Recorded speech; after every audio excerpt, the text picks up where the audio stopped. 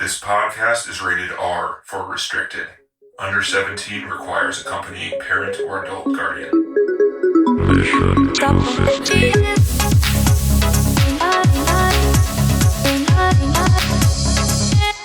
You should watch the freaking Redux. There are scenes that are totally out of place in this movie. They find a French rubber plantation, and it has this giant mansion in it. And there's like this whole dinner scene in the Redux version. It's like 15 minutes long, where it's, Willard. Okay, and so you're talking about that whole French plantation scene. scene. Yeah, it's a 15 to 20 minute scene, long scene in the Redux they put back in. It's terrible. Huh. It's so boring. It's just was people sitting around, people you don't even know. A lot of I think the vignettes in the theatrical cut are mostly based on the characters we already know, but this one, it totally shifts the focus to like all these French dudes in this mansion, and they're just like yelling at each other, eating food, and it's just this long, like you're in this fancy house, and it's all wood and silver plates and shit, and there's French guys talking, like yelling at each other. To sleep with the sister, there's more boobs in that one. Yeah, there's a girl in that one that he sleeps with for no freaking reason. Well, and then he like sneaks fuck? out and like they try to steal supplies, but he guesses that he's going to do it, and they're going to steal stuff from him, and he like puts like crap in the boxes, so they don't steal the supplies they thought they were stealing. That was a pretty boring part of the script too. Pretty bad part of the Redux. This is why people write and direct their own shit, right? So that nobody fucking screws up the last part. But this is like Francis screwing up his own shit. Well, I just told TC. Did he write it too? He wrote it too? No, he didn't. No. So the guy who wrote this, doing whatever he wants with it, isn't he? Yeah, that's what I mean. Like that's why people write and direct their own shit, so they don't have to get writer. like. I don't know. I wonder how the writer felt about scene, this. Francis Ford Coppola took from the script, so that was one of the scenes where he didn't make it up. So No, right. But TC was just saying at the ending of the movie, he was in Southern California. Yeah, it goes from the California to the river. And that's because that sounds like to me, well, I guess I was thinking Northern California, but George Lucas was the original director signed on to do this movie. Oh man, that would have been quite interesting. Yeah. Yeah, it looks like Willard delivers the flag to Kurt's wife, and then right. It's in California where he talks to her, and then it cuts to the river, and he's holding Kurtz in the river, and that's the It says his last words were of you instead of the horror. I mean the horror. He's holding him. He's just can't swim, and he's going to drown. So he killed Kurtz. Now he's got to go give the thing to the wife. And as he's being nice to the wife, being like, "Oh yeah, it's all great. He was a good guy, and then blah blah blah." And then it cuts to him in the river holding his body. Yeah. After he killed him. Gotcha. He didn't in the script. He didn't kill him, right? I thought he was just killed by. I don't know. Killed by being attacked. Like when they were attacked. I was skipping through the last scene. So yeah. All right, what do you got for book corner there, John?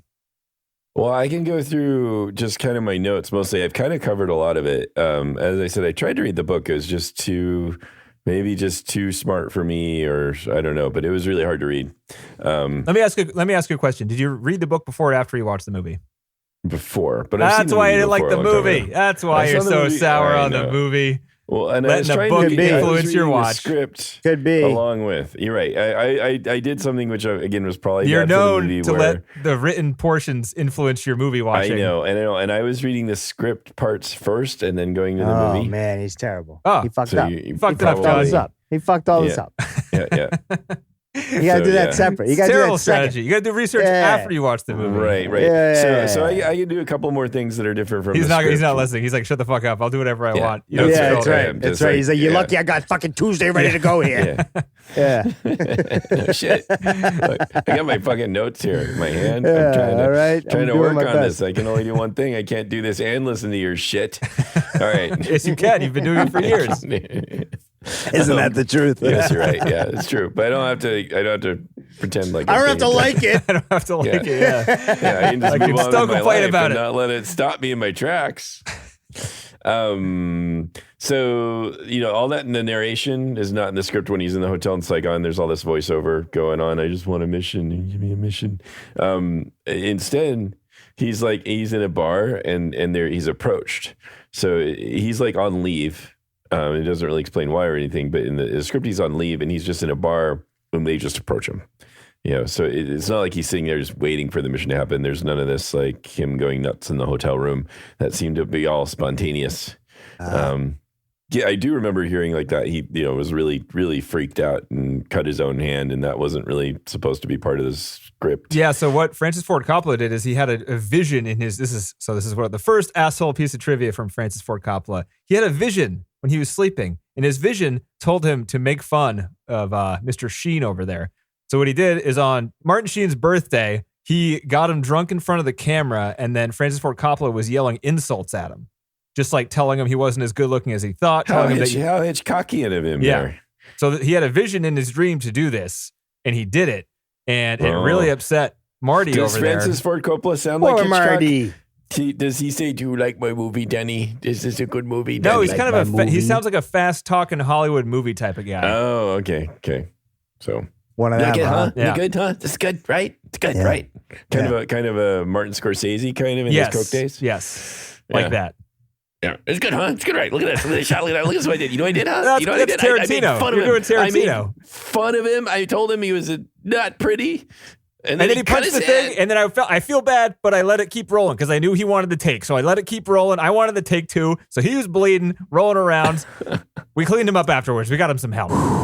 Yeah.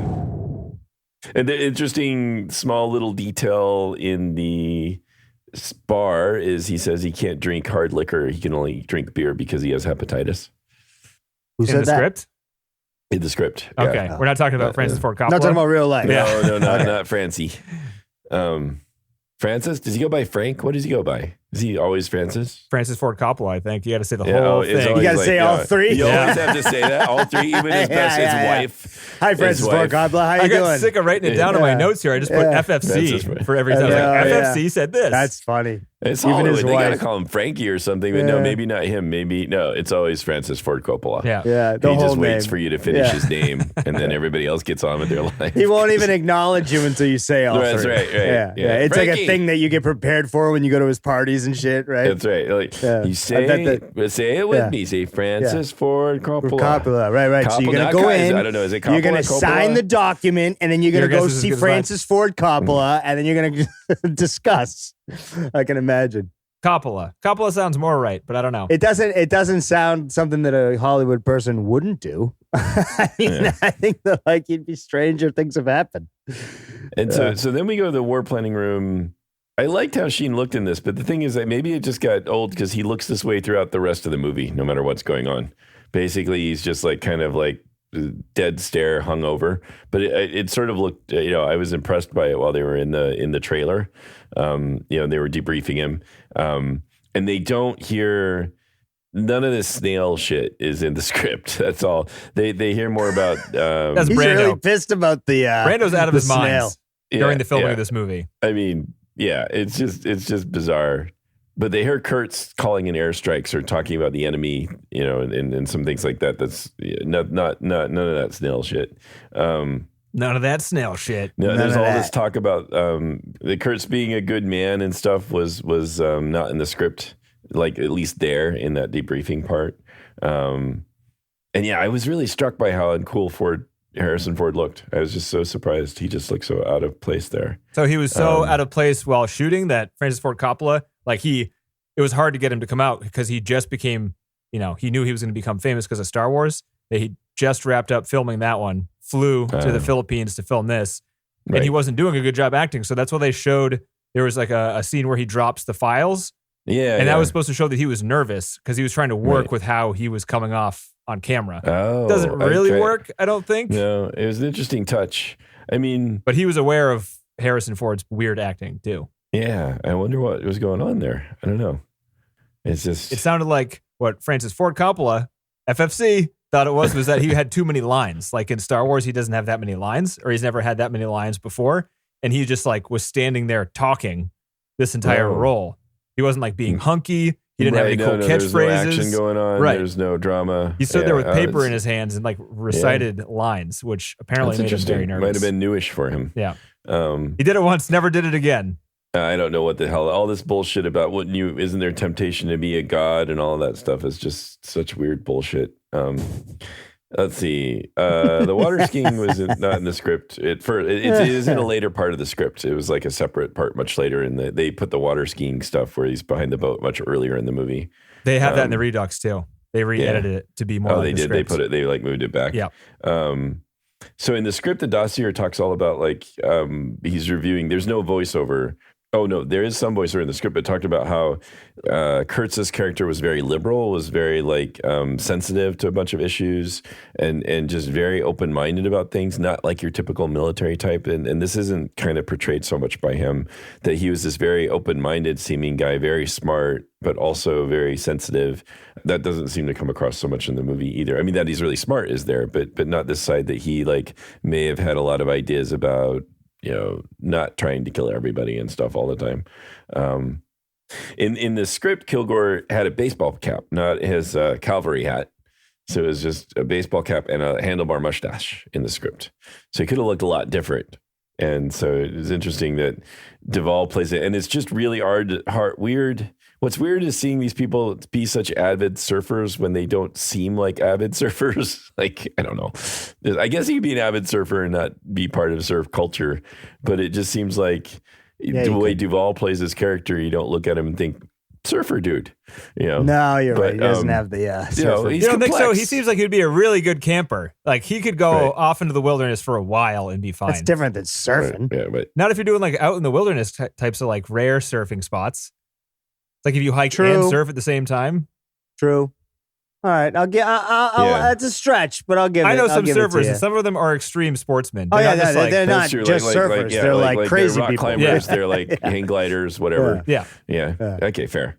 I don't get those people. No, it's way too dangerous. Fuck I'll that. go to the climbing gym. Yeah, that's as far as I go with it. I'll swim in the ocean on a boogie board where there's no sharks. Bring me to a pool that has no waves. I'm perfect. Yeah. So the school kids weren't in the script, so that was a bit of shock value that they added in. Yeah. There's all the stuff that he added in were stories, like separate stories that he wanted to portray. So he's not necessarily making everything up. So he picked the stories at least on purpose because he wanted to tell a story of those people's day. Yeah. But it didn't necessarily fit perfectly into some sort of linear character arc. Well, that was a good addition, I think, showing the school kids like run out and run away.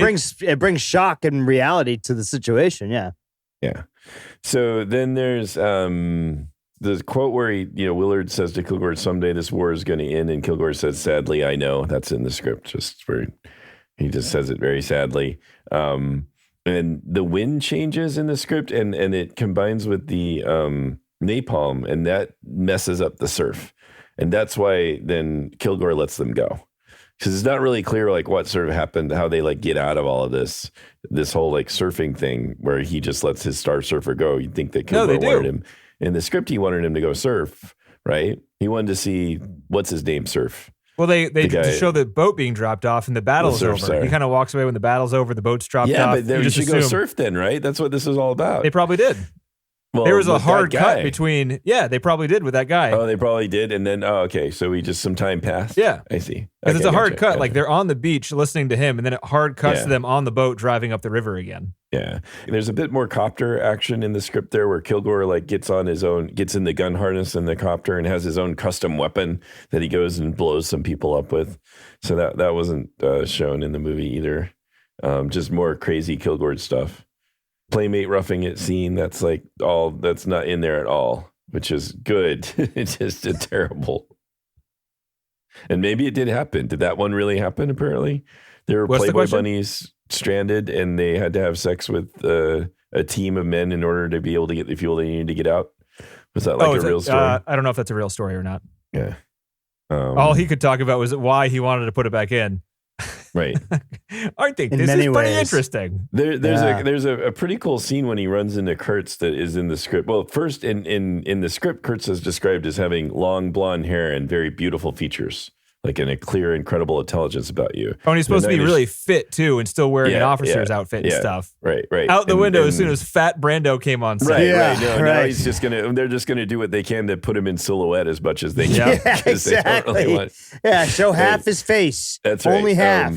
But there's a cool scene in the script that would have been that didn't. I know maybe it's in Redux, but it's when Sheen first meets Kurtz and Sheen says like he says like, do you know me? And Kurt says, yeah, I know you, and explains how he knows you. And then Kurtz picks up a gun and shoots a guy just at random next to Willard's character and says, do you know me?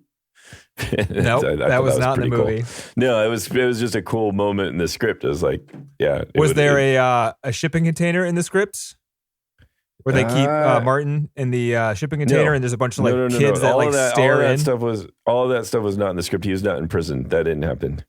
Yeah, okay. Well, in the Redux, we didn't see this, but there's actually another prison. There's a shipping container with cracks in it that Kurtz keeps him in to like, it's really hot in there. And see, there was no torture of Willard at all in the script. They're just buddies instantly. He was never, not buddies. I don't know, but he was never a captive. I still don't like Brando. I don't know. No puppy in the script. Oh, puppy. Oh, the little puppy. That scene was based on the My Lai massacre, which is like a real massacre that got international attention, where like that exact scenario happened. Damn. It pissed a lot of people off and got like a lot more people backing the end of the Vietnam War. Really? So they wanted to throw that in there. Yeah, the junk boat check that they did, that wasn't in the script at all. So where they had that whole scene where shooting the girl and all of that. That's what I was talking about. You understand that? Yep. Sounds like you weren't listening. Yeah, okay. No, I'm sorry. I was trying to read ahead here. Me lie. Yeah. Blah, blah, blah. They're probably making fun of me. I don't need to listen. 347 people dead in one swoop, huh?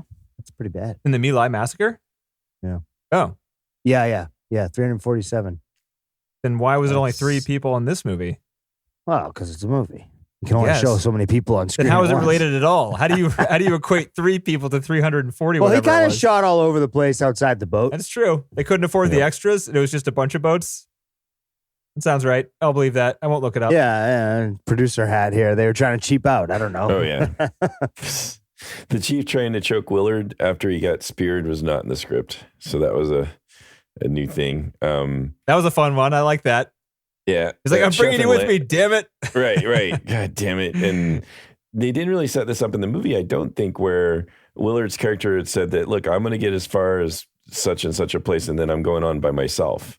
It seemed like they were in it all together to the end, they were just assigned to Willard and they had to stick with him to get him in and out.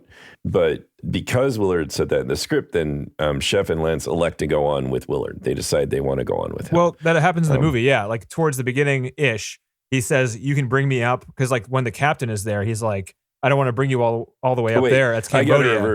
I got it reversed. It's in the movie where it's an option. And it's in the script where it's not an option. Sorry. Okay. So then I had it reversed. Yeah. The opposite. It's the opposite of what I said. The opposite of what I said. Gotcha. But still what I said, perfect. just the opposite. Yeah, it's exactly what I said, but awesome. The opposit. Yeah. I'm glad you're not a pilot, John. I know, no shit, right? I said up. Up. Down. Sorry. Look. No, down. Hey. It's a direction. Which one is it? And it was vertical. So, I'm mostly right here. I just had the wrong way. Your other up, John. Your other up. Perfection from me. We've already talked about how I'm not God. Yeah. All right. So Hopper's character was in the script was an Australian named Mooney, who was not the guy with 10 cameras around his neck. How many fucking cameras do you need if you are a photographer? Who does that? Hey man, a lot. Give me a camera. I want another camera. You got all the cameras. Give me all the cameras. I'm a walking camera, man. That's different than what Francis Ford Coppola said. He said that Dennis Hopper was initially cast as the guy that went to go see Kurtz and got brainwashed and was there. And that's Mooney.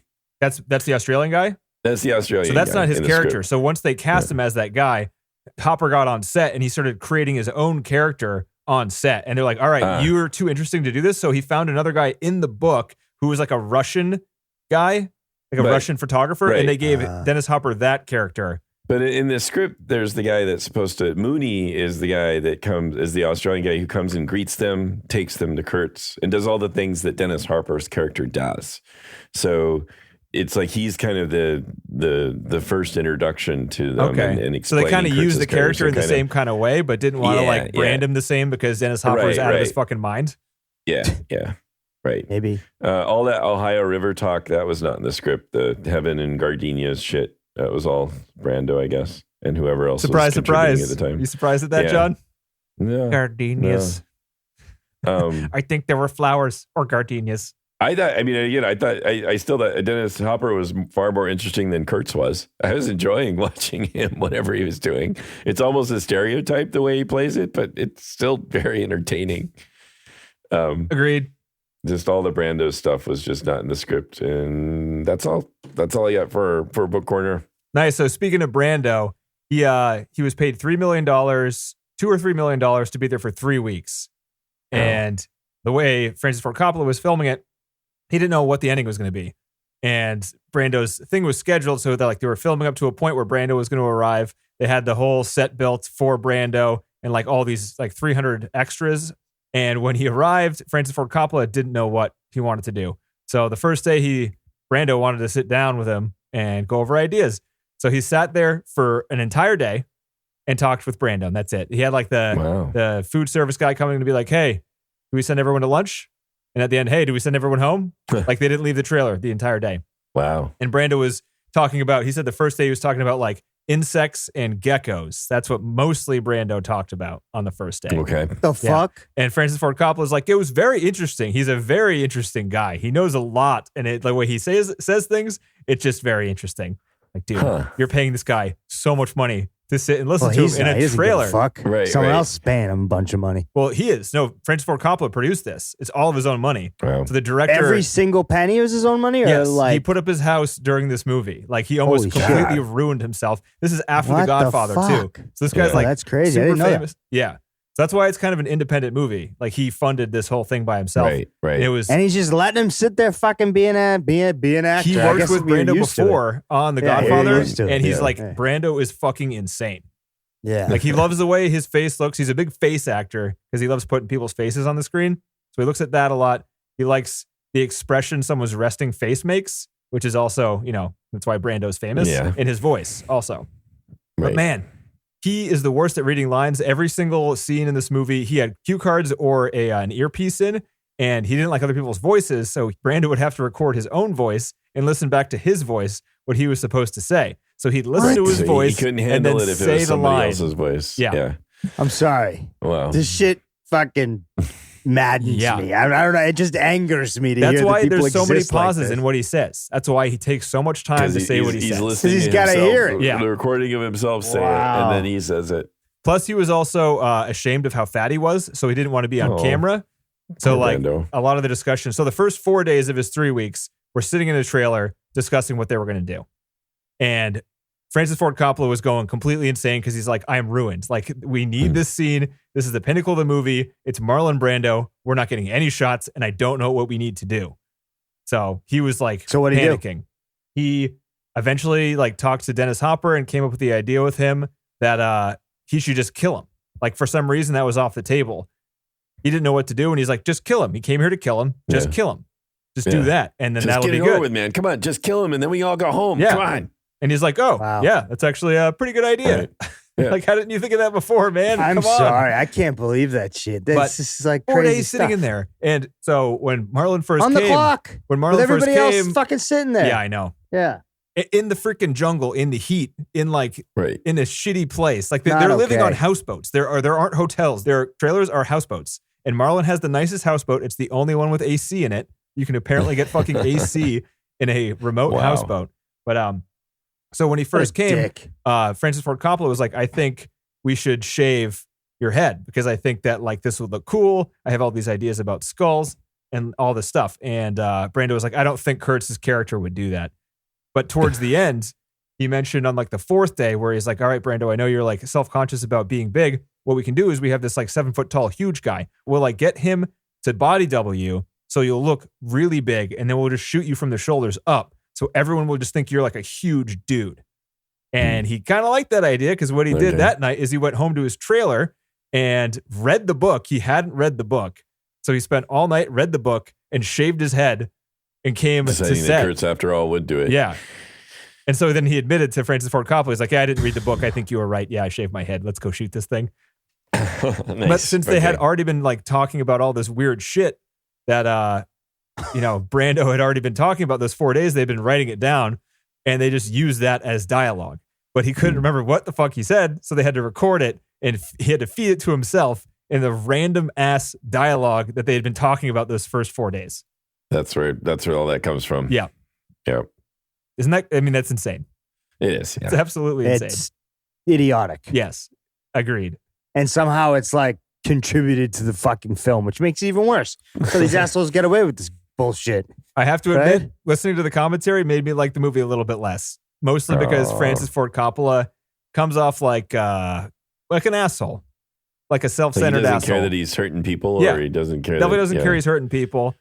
He says he apologizes. I apologize, but like he just you were said that doing as it if it's the a matter- entire as shoot. if that makes it okay. Yeah. right? It's one of He's those people that just assumes, I almost yeah, killed him, right. but I apologize. So, Yeah, so it made it all better. He right? almost I brought didn't his mean to family do down. it. Like he Yeah. had kids at this point. So his wife directs the documentary. So she's on set all the time. Oh, wow. All of his kids are on set all the time because they're married and they're there. What else are they going to do? Yeah. Like Sophia Coppola, who's like now a famous They could director. afford daycare.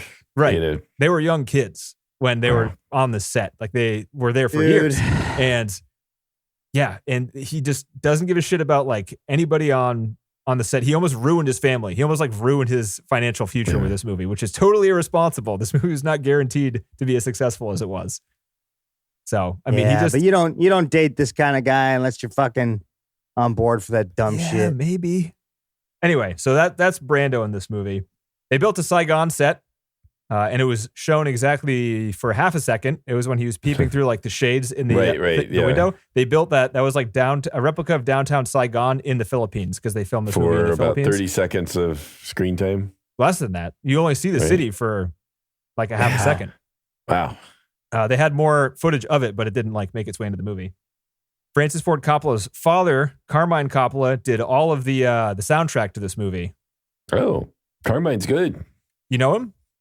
No, Oh. I just think He's good. The way I he know said him it, from it his work. I sounded was like like, oh, you know convinced me. Carmine? No shit, you know him? Oh, yeah, I right. know him from his work. Yeah, good man. buddies. Good We buddies. might know him because apparently he was like one of the world's most prominent flautists. Ooh. Because like he does all the flute stuff too. Plus he did all Okay. the he composed the soundtrack, and then they got a team of people to take what he composed and make it totally synthesized because that was like groundbreaking at the time too. Yeah, it sounds good. It Yeah. sounds very modern. It sounds like it could be in like a Denny V movie. Yeah. I never say his last Don't name. even try. Yeah, I'm gonna stop I trying just give to. up. Denny V is all I'm going to say these days. Harvey Keitel was initially cast as Willard in this movie, and they shot a few days with him. And there are a couple shots in this movie of silhouettes driving a boat where it's Harvey Keitel in the boat. Ooh, what happened? Harvey Keitel is too much of an active actor or something like that. Like he wanted Francis Ford Coppola wanted a passive actor. He wanted an actor that just like kind of observed things. Just fucking sat there and stared off into space. Yeah, that for didn't take hours at a attention time. away from what was going on around him. But like with Harvey Keitel, he's very He actually much tried to play a scene character. stealer. He's like, I'm a real person here. I Yeah. actually am going to feel things and respond to things. Maybe it's not what he wanted. I see. Again, you do that. No. The smoke is the star. You just sit there and stare. Yeah. Don't move or you'll fuck And up listen the to smoke. the soundtrack. Watch the smoke. right. Listen to the synths. Right. Enjoy yourself. Yeah, the soundtrack is fantastic though. It hasn't aged a bit. Doors aside. I mean the like all John. the other pieces. The TV crew when they're being yelled at when they're like going into that first battlefield, that was Francis Ford Coppola right there. Oh, was it? Oh, that's funny. He was the guy who was like, "Keep going, don't look at the camera." Right, yeah. I That's figured that fun. was him. Yeah. Yeah. It's TV. It's for TV. Yeah. Keep going. Yeah, I like right. it. That's good. Yeah. Mm. He said on the set there were 5 languages. The crew was Italian. They had real Vietnamese people in there. They had people from the Philippines on set working there. They had English people and they also had French people. So they just had like packs of people that couldn't speak to other people. 5 languages. Pretty Wow. pretty ridiculous. It's That's a so lot of amazing no one languages. died. Yeah, agreed. Yeah, I'm surprised too that nobody got hurt or died. He didn't say no one didn't get hurt. Well, like he severely just specifically injured. said Severely nobody got injured. hurt or nobody died. so- Yeah. Yeah. Right. At least no one died there, and that's what's counting. We Yeah, flew that's them what to matters, California, right? When we and got they back to died in California, they all critical care fucked up. there, Yeah, right. But we don't care. So just remember that this movie came out in 79 and started filming. Pre-production was like probably around 76 or so because there was like years of editing. So maybe Right, even 75. One of the pieces of trivia was that the then Department of Defense person in the United States that was responsible for giving permission to war movies for using military equipment rejected that request because he read the script and it was too negative on the Vietnam War. Right. That person was Donald Rumsfeld. Whoa. Nice. That's long time ago. It's a long. How long ago was that guy in power? Jesus Christ. Oh, yeah. Jeez, he was in power for years. Yeah. It's insane. Decades. That's crazy. I heard that. I was like, what the fuck? Donald Rumsfeld was like in the same position as he was like not too long ago. Relevant too? Yeah. Wow. One of the things that really pissed me off about the commentary track was how highly Francis Ford Coppola talked about the dictator of the Philippines, Marcos, who was the guy he dealt with. Oh, really? What a good guy. On He's a one really good level, guy. like he let him borrow all the helicopters, which were all like ex-United States military helicopters. Like, they kind of expired for the like our military, but they were still American-made military helicopters that the Philippines has. Right. And Marcos, I've heard his name in passing. I'm not good at this, but I was like, I think Marcos is a huge asshole, right? And if you look him up, he is like a huge dictator asshole. move, right? Like you get the dictators like gets to be like buddies with the director and give him all kinds of stuff, and meanwhile he's killing people or whatever. Yeah, but it's like Dennis Rodman likes Kim Jong Un, right? Like probably because he goes there and he gets like all the best shit in the he gets world. all sorts of shit. Right, Yeah, right. So it's great. Yeah. It's awesome. It's win-win, everybody, right? It's just weird because this commentary track was filmed right around. He mentioned Jarhead and how they just asked permission to show like footage from the Ride of the Valkyrie scene. And that movie came out in 2005. And that was like right around when they recorded this commentary track. So that was, 40 years later. And he's still Marcos was a great guy. And you're like, dude, good guy, good egg. Fucking change your opinion. We learned about what that guy did 25 years ago. It doesn't matter. I mean, again, he doesn't. He's in the inner circle. He's rich. He's part of the glitterati, as Kramer said. Doesn't that piss you off, though? That's what pissed me off the most. Right. They're in a different universe than the rest of people. Then he doesn't care if somebody else hurt people that he knows. He's just like, well, he was good to me. Yeah, right. Gave me what I wanted. Right. So I don't know what your problem is. He's a good guy. He's good to me. That's all I care about. Exactly. Good guy. I'm sure he said he was. I'm sure Marcos said he was sorry. A nice for what? Murdering all those people? All that shit, genocide. I see what you did there. I'm sure he said he was sorry. Hey, it was a bad Monday. It was a bad Monday. What are you going to do? Everyone's got them, Bad decade. Oh, God. Kurosawa gave Francis Ford Coppola editing notes in this movie. While he was editing it, he sent Kurosawa a cut of it and asked for notes. Wow. And he said he gave very minimal notes and gave a bunch of positive feedback, and that was like one of the best things that's ever happened to him. Oh, wow. That is kind of amazing. Yeah. You see this, Marcos? I told you I'm doing really well. Marcos got edits all the way to the end. Yeah. So that Band-Aid on Sheen, do you notice that cool little Band-Aid that stuck out for a while in the movie?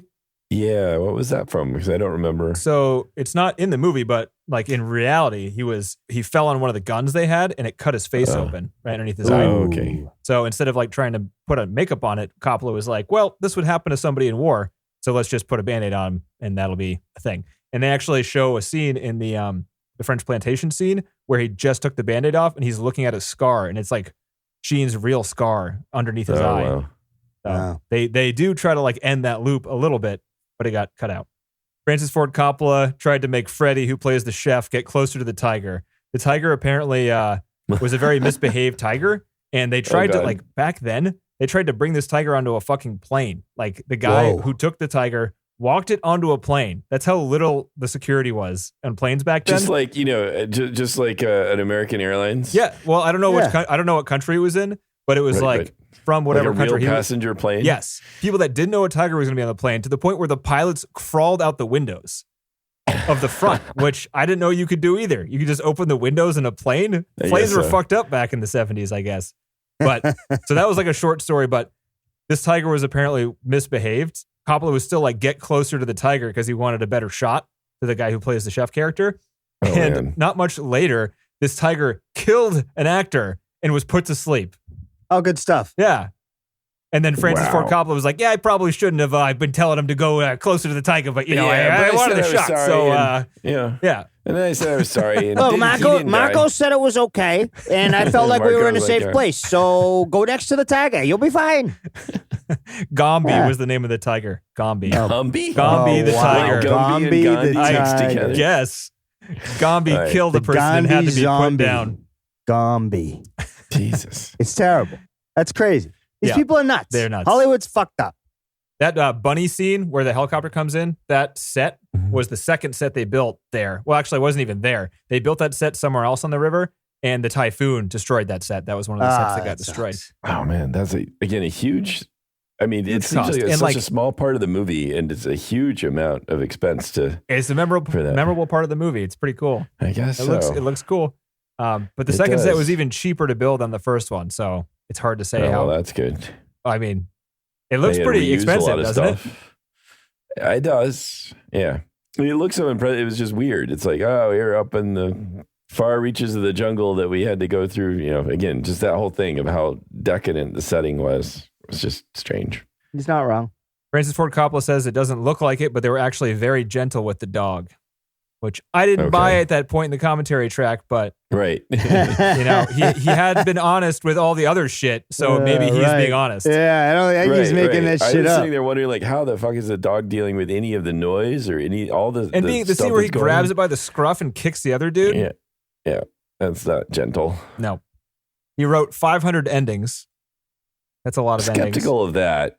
Yeah. I am too. So I don't know how you. That's what he spent how many, all of his time. You know what on. he didn't do? Anything with the ending that was written. So I think he's fucking lying through his fucking teeth. Innings? Yeah. Fuck, I don't even know how he can think of 10. I don't buy it. Okay, I'm with you guys. Fuck that guy. Look, I don't believe it. I think one he's of the best lying. movies ever. He guy's a goddamn liar. Exaggeration. It's okay. Yeah. Well, I mean, it's been all the cinematographer. Right. I don't know, but whatever. Maybe. So those when they're being shot at when Lawrence Fishburne dies. You know how the bullets look weird? I thought that was just I was like, why are they using slow bullets to make the shot look cool? Because it does look cool, but those bullets look weird, right? Huh. You know what I'm talking about? I didn't notice it. It looks like they're little flares or something. Like you can see the bullets and they're lit up. Yeah. But those are real things apparently. They're called tracers. And for large machine guns, every 10th bullet would be a tracer because you move around so much, you want to be able to see where you want to know where you just shot. Yeah. I see. So if you have one of those and there's no tracers, I assume you'll probably go up or something. Right. But if there's something reminding you hey, you're pointing in the wrong spot. Put down. Right. So that's real. That's not a mistake. That's not a fake thing. It's not a fake thing. I mean, he was shooting all over the place, so you probably need him for sure. Yeah. Because he didn't look like he was in any kind of control. No. So he wasn't the one shooting them.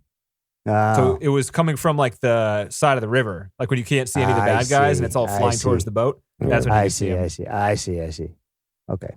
That shot where they float underneath the plane that was kind of stuck in the river, the art department put that there. That was not there. That was something they built and put there and for the shot. It was all completely fabricated because it looked great. Yeah. Unless the art department could get their hands on parts of a plane, maybe. Yeah. But they could. Yeah. Oh, yeah. Probably be easier than building that thing. It looked pretty damn real. Yeah. So it was $3 million for 4 weeks is what Brando was signed on for. Nice. Yeah. Jesus Christ, what a fucking payday. Yeah, seriously. And he wrote it he was good at writing his own contracts at that point. He was only going to work until he was working 8 hours a day and no weekends. Nice. What a guy. Yeah.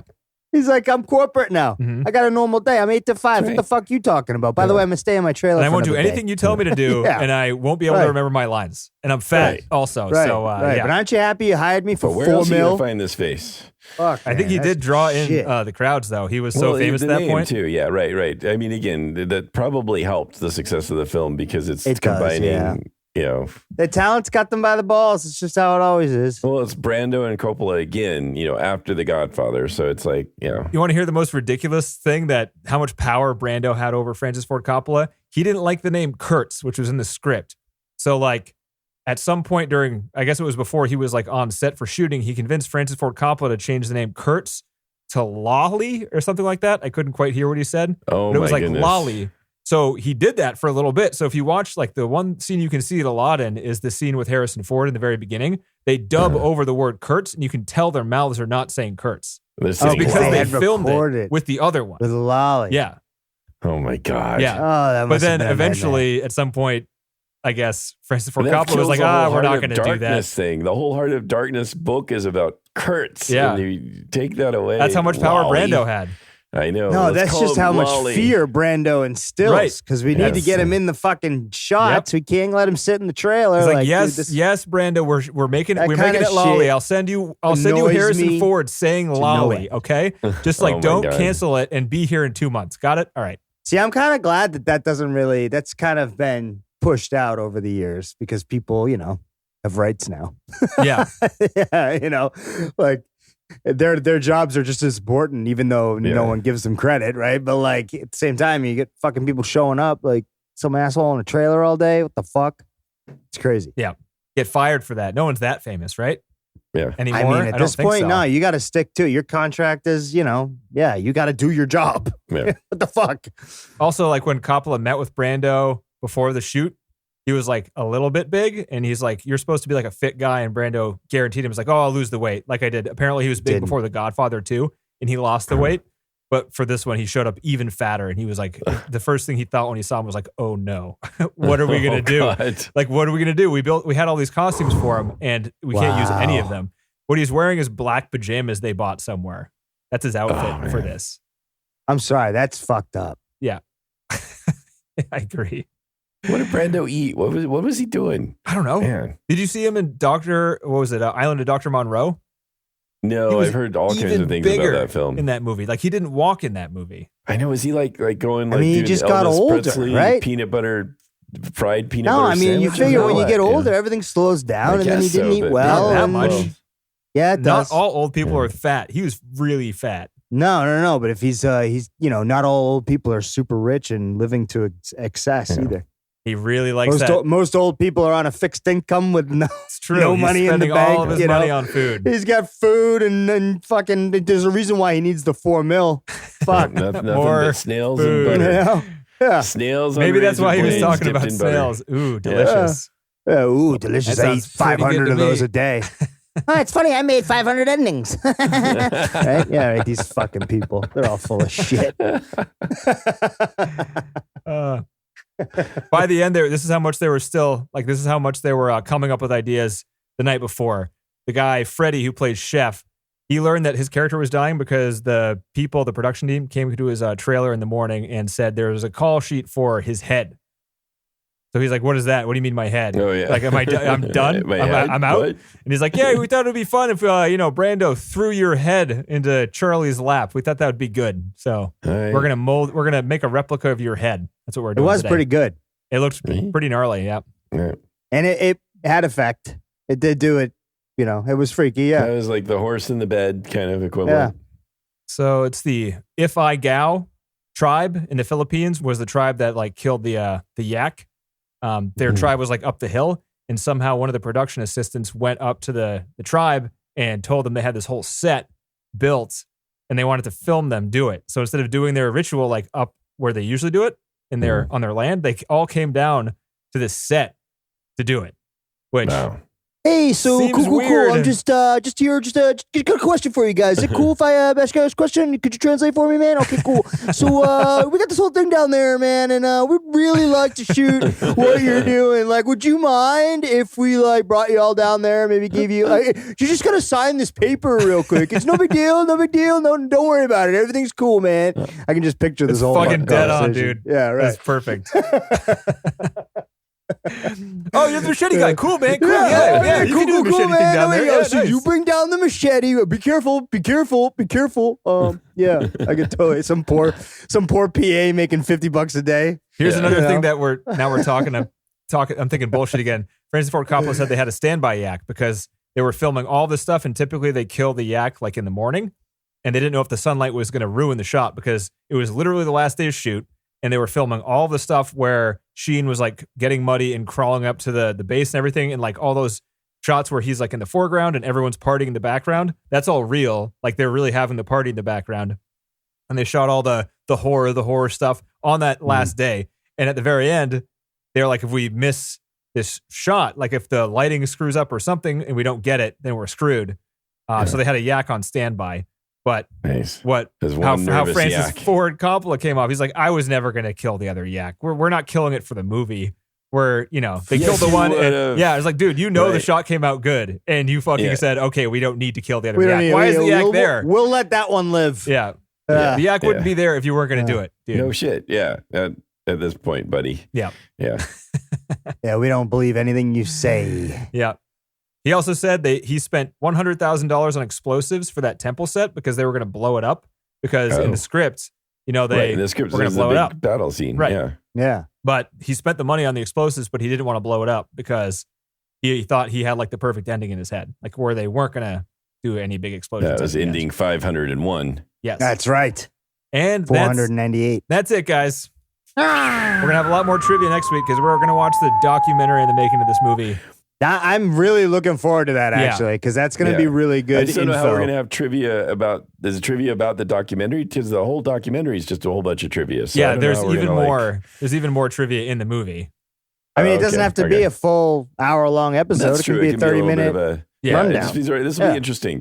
These are the coolest things we saw. Right? Yeah, I guess so. Okay. Yeah. All right. Good tip. John, it's almost like you've never done this before. Come on, man. I'm scared. We've never done a non-movie movie. A non-movie We've had 15-minute long episodes before. We can handle it. That's true. You're right. That's true. We did have a couple handful of those. Yeah. That's right. That's right. So we can do that. Yeah. No problem. Sweet. Sounds good. All right. Talk to you guys next week. Wait, top 250? Oh, top 250. Number 1. Come on. Let's do it. Yes. Oh. Yes. I'm exaggerating. I'm not going to put it in my top 5, John, just to spite you. Oh, yeah. No, you are. It's going to be 2. It's going to be 2, you think? I don't know. I don't know. This is the top 50, John. We're doing the top 50 territory. We got all 3 serious. Lord of the Rings movies in this 50. Oh, God. It's coming up, TC. Are you going to make us watch the extended versions? No. Okay, thank you. I want you guys to enjoy the movies that we watch. Yeah. Right. Yeah. Don't let me. Yeah. Don't make that 4 hours long. I'm not fucking watching ones. it. I like them. I like them too, but they're for nerds only for sure. Yeah, you shouldn't watch those the first time. Absolutely That's not. fair.